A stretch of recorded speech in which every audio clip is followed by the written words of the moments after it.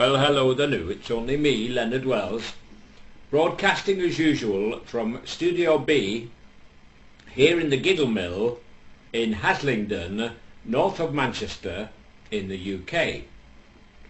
Having Studio B is a great privilege because, as many of you will know, in Studio B we have none other than that very sweet chap Adolf Apfelstrudel as resident studio engineer.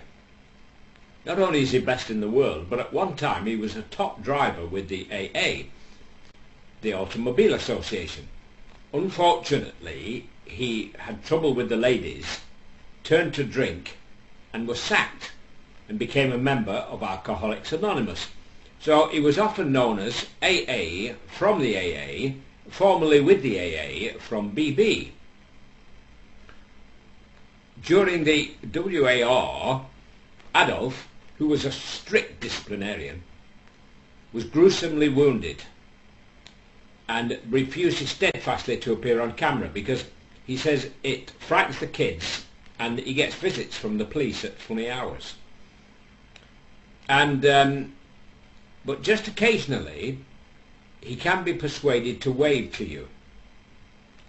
And I see he's just come back from the pub now after lunch, and I think he's been on the bevies because he's swaying a bit, you know. And I'm going to ask him if he's interested in waving, but if he does, he'll only do it with a gloved hand because of his WAR wound, if you know what I mean. So, Adolf. Well, that's caught his attention. Adolf, do you think there's a chance you might wave to the audience? What do you think? Oh, he says no. He says I've had a skinful. He says I'm feeling rather horsey. He said so. Unfortunately, folks, there'll be no wave today. But we'll get on now with our tale.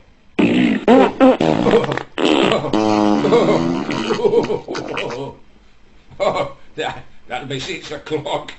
It's these hooks, you know, they keep you as regular as a clock. So we'll get on with our little tale. Well, we have two little tales this afternoon about the joy of children and what fun they can be. And in the first one, a husband and wife had been to a party and they were telling their friends later in the evening what had gone on. And the husband was saying, he said, my little boy, he's very good with injustice. He doesn't like injustice and he'll fight against it. And he's only 6. And when the party was going well, there was this girl and she was about 9 or 10 and she was running round and she was splashing everybody with water from the pool, you see. She was diving in and going psh. So my little boy was watching this, he said, and eventually he'd had enough. So he storms up to her and he looks her up and down, and of course mostly it's up, and he said, if you don't stop, I shall duck you. And she looked him up and down, and that was mostly down, of course.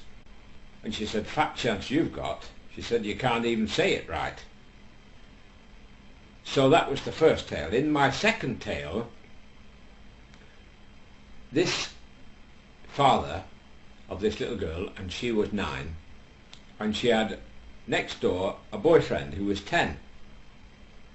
And one day, her boyfriend was over.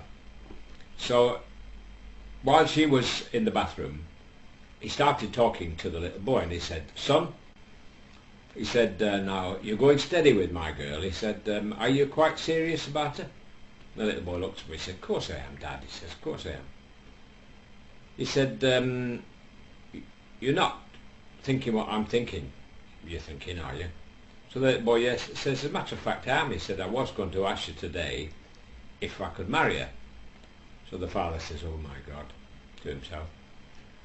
He said, so the father said, looked at him and he said, well, how are you going to support her? He said, have you got any money?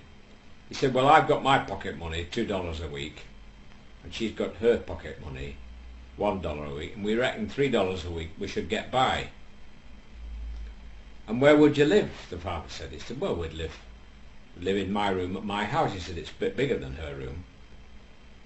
So the father's getting a bit worried about this. So eventually he said, but supposing, and he thinking himself, this will stump him.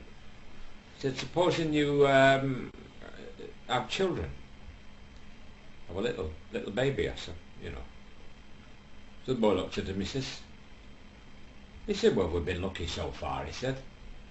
He said, let's hope it keeps up. Thank you and good night, folks.